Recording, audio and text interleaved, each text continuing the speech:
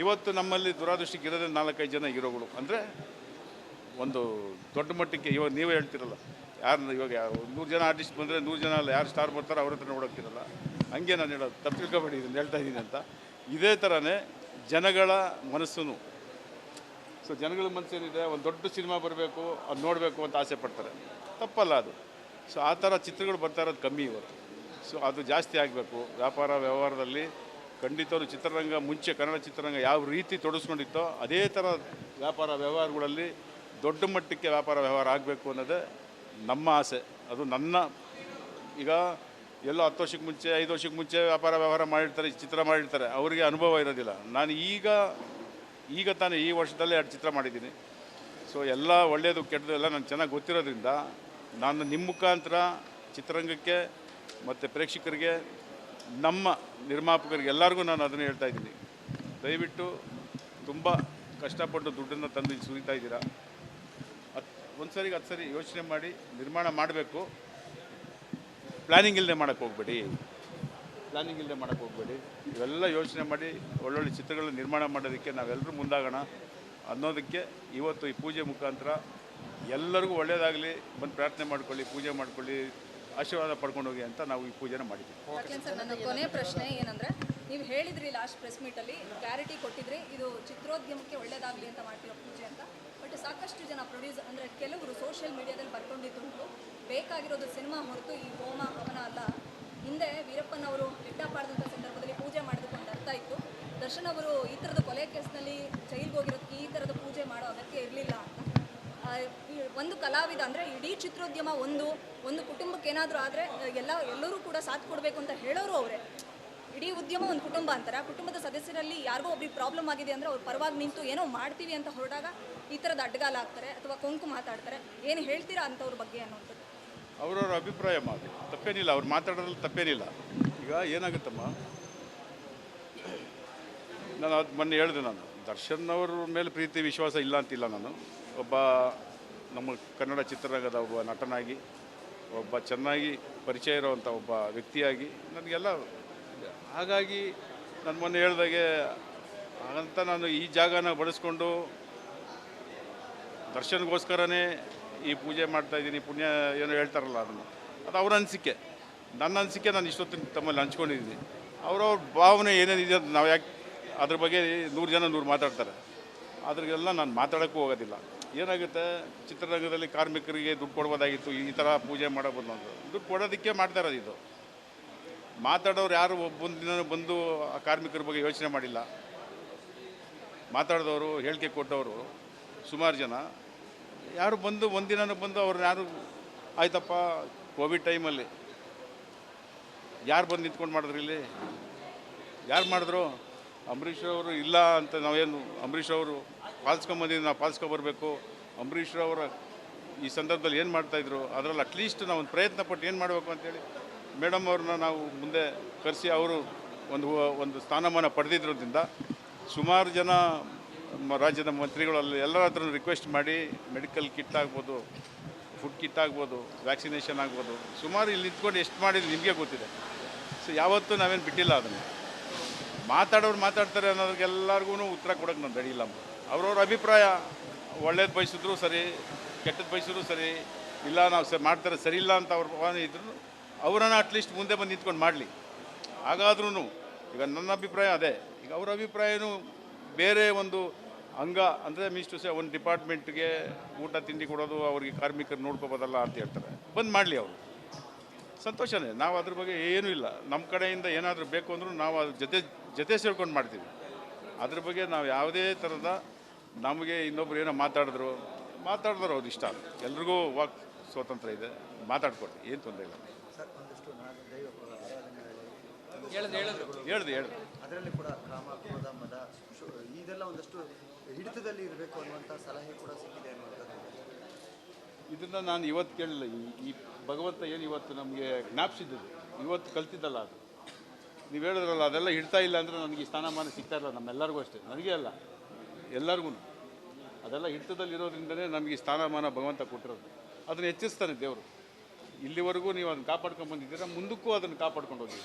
ಯಾವುದೇ ಥರದ ನಿಮಗೆ ಒಂದು ಸ್ಥಾನಮಾನ ಸಿಕ್ಕಿದೆ ಅಂತ ದುರಾಂಕಾರ ಪಡಬೇಡಿ. ಇಲ್ಲ ಇನ್ನೊಬ್ರಿಗೆ ಕೆಟ್ಟದ್ದು ಬಯಸಬೇಡಿ, ಇಲ್ಲ ಕೆಟ್ಟದ್ದು ಮಾಡೋಕ್ಕೆ ಹೋಗಬೇಡಿ ಅನ್ನೋ ಒಂದು ಸಿಗ್ನಲ್ ಭಗವಂತ ಕೊಡ್ತಾನೆ ಅಷ್ಟೇ. ನನ್ನ ಅಭಿಪ್ರಾಯ ಇದು. ಸೊ ಅದನ್ನು ಮಾತಾಡೋರು ಮಾತಾಡ್ತಾರೆ, ನಾವು ಅದನ್ನು ತಲೆ ಕೆಡಿಸ್ಕೊಳ್ಳಲ್ಲ. ಭಗವಂತ ಇವತ್ತೇನು ಆಶೀರ್ವಾದ ಮಾಡಿದ್ದಾನೆ ಇಡೀ ಎಲ್ಲರಿಗೂ, ಇಡೀ ಚಿತ್ರೋದ್ಯಮ ಒಳ್ಳೆಯದಾಗಲಿ ಅನ್ನೋ ನಾವು ಈ ಒಂದು ಪ್ರಯತ್ನದಲ್ಲಿ ನಾವೇನು ಪೂಜೆ ಮಾಡಿದ್ವಿ ಅದು ಫಲಿಸಿದೆ ಅಂತ ನನಗೆ ನಂಬಿಕೆ ಇದೆ. ಎಲ್ಲರೂ ಅದನ್ನು ಪಾಲಿಸ್ಕೊಂಡು ಹೋಗೋಣ ಅನ್ನೋದೇ ನನ್ನ ಅಭಿಪ್ರಾಯ. ಸರ್, ಕನ್ನಡ ಜನತೆಗೆ ಹೇಳೋದಾದರೆ ಚಿತ್ರಮಂದಿರಕ್ಕೆ ಬನ್ನಿ ಅಂತ ಹೇಳೋದು. ಇದನ್ನು ನಾನು ಫಸ್ಟ್ ಸಿನಿಮಾ ಮಾಡಿದ್ನಲ್ಲ ಅವತ್ತಿಂದಲೂ ಹೇಳ್ತಾ ಇದ್ದೀನಿ, ಚಿತ್ರರಂಗನ ಉಳಿಸಿ ಜನ ಸಿನಿಮಾ ನೋಡೋರು ಕನ್ನಡ ಚಿತ್ರಗಳನ್ನ ಬಂದು ಥಿಯೇಟ್ರಲ್ಲಿ ಸಿನಿಮಾ ನೋಡಿ ಅಂತ ನಾನು ಸುಮಾರು ಹೇಳ್ತಾ ಇರ್ತೀವಿ. ಇವತ್ತಿಗೂ ಹೇಳ್ತೀನಿ, ಅವತ್ತಿಂದಲೂ ಹೇಳ್ಕೊಂಬಂದಿದ್ದೀನಿ. ನೀವೆಲ್ಲರೂ ಅದಕ್ಕೆ ಸ್ವಲ್ಪ ಕೈ ಜೋಡಿಸಿ ಅಂತ ಕೇಳ್ಕೊತೀನಿ ಅಷ್ಟೇ. Thank you. ಅಂದ್ಕೊಂಡಾಗೆ ಪೂಜೆ ಕಾರ್ಯಕ್ರಮ ತುಂಬ ಚೆನ್ನಾಗಾಯಿತು, ಸಂತೋಷ ಆಯಿತು. ಒಳ್ಳೆ ಪೂಜೆ ಮಾಡಿಕೊಟ್ರು. ಅಂದ್ಕೊಂಡಂಗೆ ನಾವು ಆಸೆ ಪಟ್ಟಂಥ ಒಂದು ಚಿತ್ರರಂಗದ ಒಂದು ಎಲ್ಲರನ್ನೂ ಇಡೀ ಚಿತ್ರೋದ್ಯಮ ಭಾಗವಹಿಸಿದ್ದು ತುಂಬ ಸಂತೋಷ ಆಯಿತು. ಒಂದಷ್ಟು ಸಲಹೆ ಸೂಚನೆಗಳನ್ನು ಕೊನೆಯಲ್ಲಿ ಗಣಪತಿ ಶ್ರೀಗಳು ಕೊಡ್ತಾ ಇದ್ರು ತಮಗೆ, ಏನೆಲ್ಲ ಹೇಳಿದ್ರು?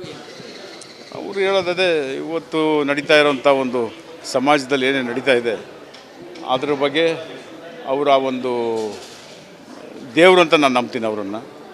ಸೊ ದೇವರ ವಾಕ್ಯ ಅವೆಲ್ಲ. ಸೊ ಒಬ್ಬ ಮನುಷ್ಯನ ಸರಿ ತಪ್ಪುಗಳನ್ನು ಹೇಗೆ ತಿದ್ಕೋಬೇಕು ಅನ್ನೋದನ್ನು ಅವ್ರು ಆಶೀರ್ವಾದ ಮಾಡೋದು.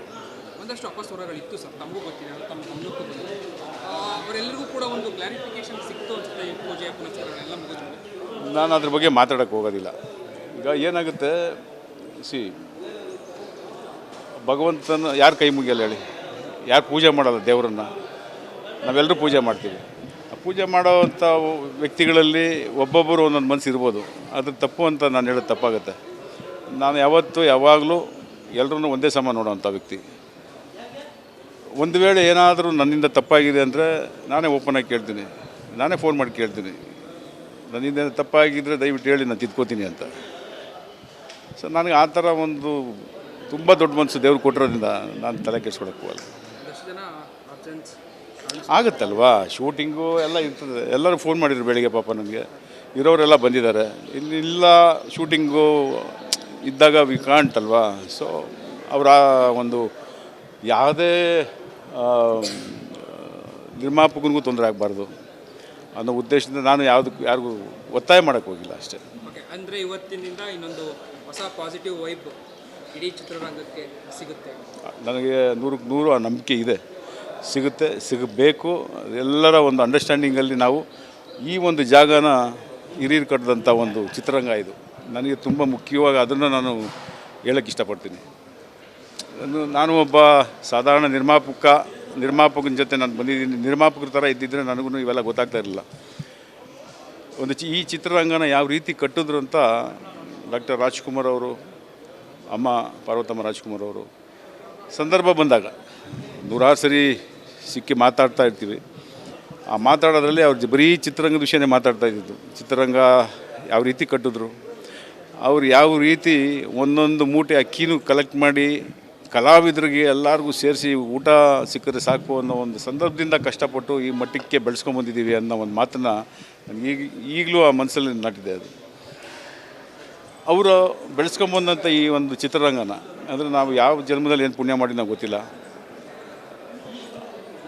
ಅಣ್ಣವರಾಗ್ಬೋದು, ವಿಷ್ಣು ಸರ್ ಆಗ್ಬೋದು, ಅಮ್ಮ ಪಾರ್ವತಮ್ಮ ರಾಜ್ಕುಮಾರ್ ಅವರಾಗ್ಬೋದು, ಅಂಬರೀಷ್ ಅವರಾಗ್ಬೋದು, ಶಂಕರ್ನಾಗ್ ಅವರಾಗ್ಬೋದು, ಈ ಥರ ಹಿರಿಯ ಸುಮಾರು ಹಲವಾರು ಕಲಾವಿದರ ಜೊತೆಯಲ್ಲಿ ನೂರಾರು ಸರಿ ಕೂತು ಮಾತಾಡಿ ಆ ಒಂದು ಅದೃಷ್ಟ ಅಂತೀನೋ ಯೋಗ ಅಂತೀನೋ ಗೊತ್ತಿಲ್ಲ, ಆ ಥರ ಭಾವಿಸ್ತೀನಿ ನಾನು. ಅಟ್ಲೀಸ್ಟು ಅವರು ಕಷ್ಟಪಟ್ಟು ಈ ಒಂದು ಚಿತ್ರರಂಗನ ಇಷ್ಟು ದೊಡ್ಡ ಮಟ್ಟಿಗೆ ಬೆಳೆಸಿ, ನಿಮ್ಮೆಲ್ಲರಿಗೂ ಗೊತ್ತೇ ಇದೆ, ಇಡೀ ರಾಜ್ಯದಲ್ಲ ಇಡೀ ದೇಶದಲ್ಲೇ, ನಮ್ಮ ದೇಶದಲ್ಲಿ ಕಲಾವಿದರ ಭವನ ಅಂತ ಈ ಥರ ಯಾರೂ ಕಟ್ಟಿಲ್ಲ. ಇದನ್ನು ಕಟ್ಟಬೇಕು ಅಂದರೆ ಇವತ್ತು ನಿಮಗೆಲ್ಲರಿಗೂ ಗೊತ್ತಿದೆ, ಬೆಂಗಳೂರು ಸಿಟಿಯಲ್ಲಿ ಒಂದು 30-40 ಸೈಟ್ ತೊಗೊಂಡು ಒಂದು ಮನೆ ಕಟ್ಟಬೇಕು ಅಂದರೆ ಎಷ್ಟು ಕಷ್ಟ ಇದೆ ಅಂತ ನಿಮ್ಮೆಲ್ಲರಿಗೂ ಗೊತ್ತಿರೋಂಥ ವಿಷಯ. ಇವತ್ತು ಅಂದರೆ ಈ ಒಂದು ಭವನನ ಕಟ್ಟಬೇಕು ಅಂದರೆ ಇವತ್ತು ನಾನು ನೆನೆಸ್ಕೋಬೇಕಾಗಿರೋದು ರಾಜ್ಕುಮಾರ್ ಅವ್ರನ್ನ, ಪಾರ್ವತಮ್ಮ ರಾಜ್ಕುಮಾರ್ ಅವ್ರನ್ನ, ವಿಷ್ಣುವರ್ಧನ್ ಅವ್ರನ್ನ, ಅವರೆಲ್ಲರ ಒಂದು ಆಸೆ ನಾನು ಪಡ್ತೀನಿ. ನೆರವೇರಿಸೋದಕ್ಕೆ ಸರಿಯಾಗಿರೋಂಥ ವ್ಯಕ್ತಿ ಬೇಕು, ಅದು ರೆಬಲ್ ಸ್ಟಾರ್ ಅಂಬರೀಷ್ ಅವರು. ಇಡೀ ಚಿತ್ರರಂಗದ ಒಂದು ಮೇರು ನಟ ಅಂತೇನು ಹೆಸರು ಮಾಡಿ ನಮಗೆಲ್ಲರಿಗೂ ಶಕ್ತಿ, ನಮ್ಮ ಇಡೀ ಚಿತ್ರರಂಗಕ್ಕೆ ಒಂದು ದೇವ್ರ ಥರ ಇದ್ದರು ರಾಜ್ಕುಮಾರ್ ಅವರು. ಅವರೆಲ್ಲ ನಾವು ಕಳ್ಕೊಂಡಿದ್ದೀವಿ ಇವತ್ತು. ಆದರೆ ಅವರು ಹೇಳಿದಂಥ ಮಾತುಗಳನ್ನು, ಅವ್ರು ಕಟ್ಟಿಕೊಟ್ಟಂಥ ಚಿತ್ರರಂಗನ, ಚಿತ್ರೋದ್ಯಮನ ನಾವು ಖಂಡಿತವಾಗ್ಲೂ ಬಿಡಬಾರ್ದು. ನಮ್ಮ ರೆಸ್ಪಾನ್ಸಿಬಿಲಿಟಿ ಅದು, ನಮ್ಮ ಜವಾಬ್ದಾರಿ ಅದು. ಆ ಜವಾಬ್ದಾರಿನ ನಾವು ಎಷ್ಟು ನಮ್ಮ ಮಟ್ಟಿಗೆ ನಮ್ಮ ಕೈಲಾಗುತ್ತೋ ಅದನ್ನು ಮಾಡಿ ಚಿತ್ರರಂಗನ ಉಳಿಸ್ಕೋಬೇಕು ಅನ್ನೋದು ನನ್ನ ಆಸೆ. ಅದು ಎಷ್ಟು ಮಟ್ಟಿಗೆ ಸಕ್ಸಸ್ ಆಗ್ತೀನೋ ಗೊತ್ತಿಲ್ಲ. ಈಗ ನಿಮ್ಮೆಲ್ಲರಿಗೂ ಗೊತ್ತಿದ್ದಂಗೆ ನೀವು ಚೇಂಬರಲ್ಲೆಲ್ಲ ನೋಡ್ತಾ ಇರ್ತೀರ, ಸಮಸ್ಯೆಗಳು ಬಂದಾಗ ನಾವು ಚೇಂಬರಲ್ಲಿ ನೂರಾರು ಮೀಟಿಂಗ್ ಮಾಡಿದ್ದೀವಿ. ಸಮಸ್ಯೆಗಳು ಬಂದಾಗ ಯಾವುದೋ ಒಂದು ಸಮಸ್ಯೆ ಇಟ್ಕೊಂಡು ಮಾತಾಡ್ತಾ ಇರ್ತೀವಿ, ಈ ಸಮಸ್ಯೆ ಈ ಥರ ಹಿಂಗೆ ಇದು ಅಂತ. ಬಟ್ ತಕ್ಕ ಮಟ್ಟಿಗೆ ಎಷ್ಟೋ ಒಂದು ಕಡೆ ನ್ಯಾಯ ಸಿಕ್ಕಿದೆ. ಆಮೇಲೆ ಎಲ್ಲೋ ಒಂದು ಕಡೆ ನಮಗೆ ನಾವು ಅಂದ್ಕೊಂಡಂಥ ಸಾಧನೆ ಮಾಡೋಕ್ಕಾಗದಿರೋ ಎಷ್ಟೋ ಇದ್ದಾವೆ. ಸಾಧನೆ ಮಾಡೋಕ್ಕಾಗ್ತಿದ್ದಾಗ ನಾವು ಸರ್ಕಾರದ ಮೊರೆಗೆ ಹೋಗಿದ್ದೀವಿ. ಸರ್ಕಾರದವರು ಅಷ್ಟೇ ಪಾಪ ಅವ್ರ ಕೈಯಲ್ಲಿ ಏನಾಗುತ್ತೋ ಅದು ಮಾಡಿಕೊಟ್ಟಿದ್ದಾರೆ ನಮಗೆ. ಇವೆಲ್ಲ ಈ ಥರ ಭವನ ಆಗ್ಬೋದು, ಇವೆಲ್ಲ ಮಾಡೋದಕ್ಕೆ ಸರ್ಕಾರ ನಾವು ನಿಜವಾಗ್ಲೂ ಹೇಳ್ತೀನಿ, ಪುಣ್ಯ ಅಂತ ಹೇಳೋಕ್ಕೆ ಇಷ್ಟಪಡ್ತೀನಿ. ಬೇರೆ ರಾಜ್ಯಗಳನ್ನ ಕಂಪೇರ್ ಮಾಡಿದಾಗ ನಮ್ಮ ರಾಜ್ಯ ಸರ್ಕಾರ ಚಿತ್ರರಂಗಕ್ಕೆ ಮಾಡಿದಷ್ಟು ಬೇರೆ ರಾಜ್ಯದಲ್ಲಿ ಯಾರೂ ಏನು ಮಾಡಿಲ್ಲ ಅನ್ನೋದನ್ನು ನಾನು ಎಲ್ಲಿ ಬೇಕಾದ್ರೂ ಹೇಳ್ತೀನಿ. ಸೊ ಸರ್ಕಾರ ತಕ್ಕ ಮಟ್ಟಿಗೆ ನಾವು ಕೇಳಿದಾಗ ಎಷ್ಟೆಷ್ಟು ಏನೇನು ಸ್ಪಂದಿಸ್ಬೇಕು ಸ್ಪಂದಿಸಿದ್ದಾರೆ. ಕೆಲವು ವಿಷಯಗಳನ್ನು ಸ್ಪಂದಿಸೋಕ್ಕಾಗದಿರೋದು, ನಮಗೆ ಕೊರತೆ ಇರೋದನ್ನು, ಕೊರತೆಗಳನ್ನ ತುಂಬಿಸ್ಕೊಳ್ಳೋದಕ್ಕೆ ಯಾರ ಹತ್ರ ಹೋಗ್ಬೇಕು? ನಾವು ದೇವ್ರ ಮೊರೆನೇ ಹೋಗ್ಬೇಕು.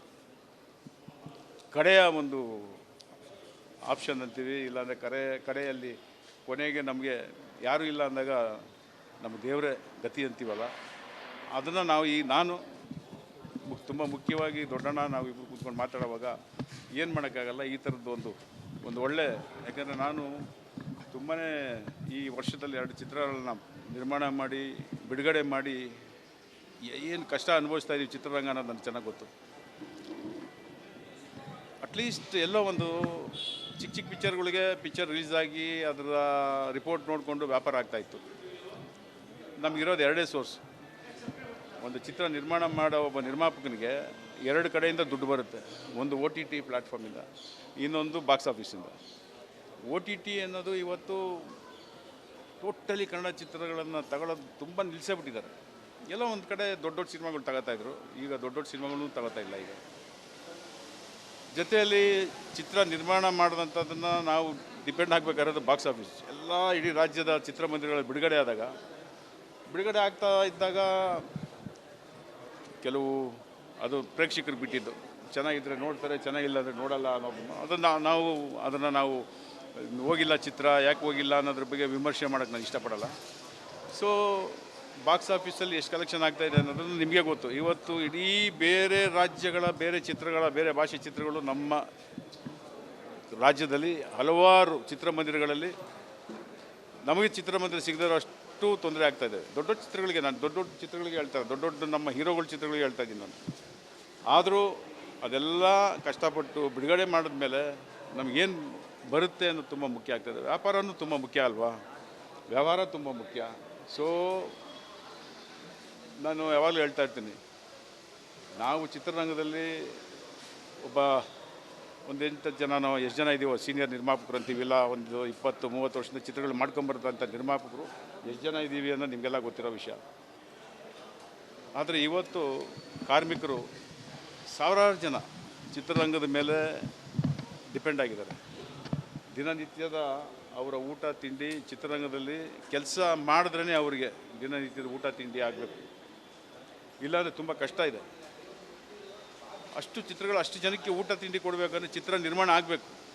ಚಿತ್ರ ನಿರ್ಮಾಣ ಆಗಬೇಕು ಅಂದಾಗ ಏನಾಗುತ್ತೆ, ನಾವಿದ್ದೀವಲ್ಲ, ನಾವು 4-5 ಜನ 8 ಜನ ಇದ್ದೀವಲ್ಲ, ನಾವು ನಿರ್ಮಾಪಕರು 2 ವರ್ಷಕ್ಕೊಂದು ಸಿನಿಮಾನೋ, 1 ವರ್ಷಕ್ಕೊಂದು ಸಿನಿಮಾನೋ, 3 ವರ್ಷಕ್ಕೊಂದು ಸಿನಿಮಾನೋ ಮಾಡ್ತಾಯಿದ್ದೀವಿ. ಆದರೆ ಇಡೀ ದಿನ ಊಟ ಮಾಡ್ತಾ ಇರೋದು ಈ 250-300 ಜನ ಯಾವ ಹೊಸ ನಿರ್ಮಾಪಕರು ಬಂದಿದ್ದಾರೆ, ಆ ಹೊಸ ನಿರ್ಮಾಪಕರೇ ಇವತ್ತು ಚಿತ್ರರಂಗಕ್ಕೆ ಊಟ ಕೊಡ್ತಾ ಇರೋದು. ನಾವು 4-5 ಜನ ಏನಿದ್ದೀವಿ, ನಾವೆಲ್ಲ ವರ್ಷದಲ್ಲಿ 4-5 ಹಬ್ಬ ಇರುತ್ತೆ. ಆ 4-5 ಹಬ್ಬದ ದಿನ ನಾವು ಇದ್ದಂಗೆ, ಹಬ್ಬದ ಊಟ ಇದ್ದಂಗೆ ನಾವು, ಆದರೆ ದಿನ ಊಟ ಅವ್ರು ಕೊಡ್ತಾ ಇರೋದು. ಅವ್ರನ್ನ ಉಳಿಸ್ಕೊಳ್ಳೋದು ಹೆಂಗೆ ಅನ್ನೋದನ್ನು ನಾನು ತುಂಬ ಒತ್ತಾಯ ಮಾಡ್ತಾ ಇರ್ತೀನಿ ಚೇಂಬರಲ್ಲಿ. ಅವ್ರನ್ನ ಉಳಿಸ್ಕೋಬೇಕು ನಾವು.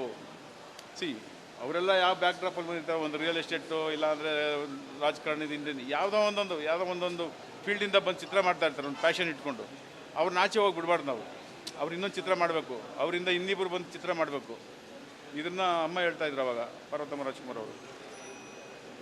ಒಂದು ಚಿತ್ರದ ರೆಮ್ಯುನರೇಷನ್ನ ಅಣ್ಣವ್ರು ಕೇಳೋರಂತೆ, ಎಷ್ಟು ತಗೋಬೇಕು ನಾನು, ಎಷ್ಟು ಕೊಡ್ತಾರೆ ನನಗೆ ಅಂತ. ಅವರು ಏನೋ ಒಂದು ಇಷ್ಟು ತಗೋತಾ ಇದ್ದೀವಿ ಅಂದಾಗ, ಬೇಡ ಅಷ್ಟು ತಗೋಬೇಡಿ, ಒಂದು 30-40% ಕಮ್ಮಿ ತಗೊಳ್ಳಿ. ಯಾಕೆಂದರೆ ನಿರ್ಮಾಪಕರು ಉಳಿದ್ರೆ, ನಿರ್ಮಾಪಕರಿಗೆ ಲಾಭ ಆದರೆ ಅವನು ಇನ್ನೊಂದು ಚಿತ್ರ ಮಾಡ್ತಾನೆ. 20, 30, 40, 50, 60 ಜಾಸ್ತಿ ಆಗಬೇಕು ಚಿತ್ರ ನಿರ್ಮಾಣಗಳು. ನಾವು ಅದನ್ನು ಪಾಲಿಸಿದ್ರೆ ಆತ ಲಾಭ ಮಾಡ್ದೆ ಅಂದ್ಕೊಳ್ಳಿ, ಅವನು ಚಿತ್ರ ಮಾಡ್ತಾನೆ, ಅವನು ಒಂದು 4 ಜನ ಕರ್ಕೊಂಬರ್ತಾನೆ. ಇವನು ನೋಡಿ ಇನ್ನೂ 4 ಜನ ಬಂದು ವ್ಯವಹಾರಕ್ಕೆ ಬರ್ತಾರೆ, ಚಿತ್ರ ನಿರ್ಮಾಣಕ್ಕೆ ಬೇಜಾರು ಜನ ಬರ್ತಾರೆ. ಆ ಥರದ ಒಂದು ಕನಸು ಕಟ್ಟಬೇಕು ನಾವು ಅಂತೇಳಿ ಮಾಡಿದಾಗ, ಅದೇ ಥರನೇ ಇದು ಅಮ್ಮ ಹೇಳಿದ ಮಾತು ನನಗೆ. ಅದೇ ಥರನೇ ವಿಷ್ಣು ಸರ್ ಆಗ್ಬೋದು, ಅಂಬರೀಷ್ ಅವ್ರು ಆಗ್ಬೋದು, ಶಂಕರ್ ನಾಗ್ ಆಗ್ಬೋದು, ಮಿಕ್ಕ ಸಂದರ್ಭದಲ್ಲಿದ್ದಂಥ ಪ್ರಭಾಕರ್ ಎಲ್ಲರೂ ಅದನ್ನು ಪಾಲಿಸ್ಕೊಂಬಂದರು. ಚಿತ್ರರಂಗನ ಬೆಳೆಸಬೇಕು, ಉಳಿಸ್ಬೇಕು ಅನ್ನೋ ಒಂದು ಉದ್ದೇಶದಿಂದ ಪಾಲಿಸ್ಕೊಂಬಂದರು. ಅದು ಈ ಮಟ್ಟಕ್ಕೆ ಬಂದು ನಿಂತಿದೆ ಇವತ್ತು.